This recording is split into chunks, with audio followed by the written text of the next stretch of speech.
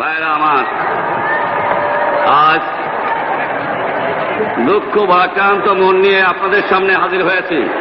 আপনারা সবই জানেন এবং বোঝেন আমরা আমাদের জীবন দিয়ে চেষ্টা করেছি, কিন্তু দুঃখের বিষয় আজ ঢাকা, চট্টগ্রাম, খুলনা, রাজশাহী, রংপুরে আমার ভাইয়ের রক্তে রাজপথ রঞ্জিত হয়েছে।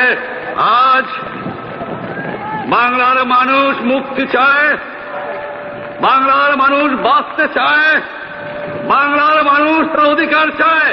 কি অন্যায় করেছিলাম? নির্বাচনের পরে বাংলাদেশের মানুষ সম্পূর্ণভাবে আমাকে আওয়ামী লীগকে ভোট দেন।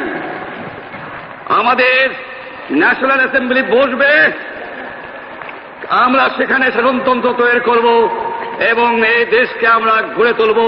এদেশের মানুষ অর্থনৈতিক, রাজনৈতিক, সাংস্কৃতিক মুক্তি পাবে।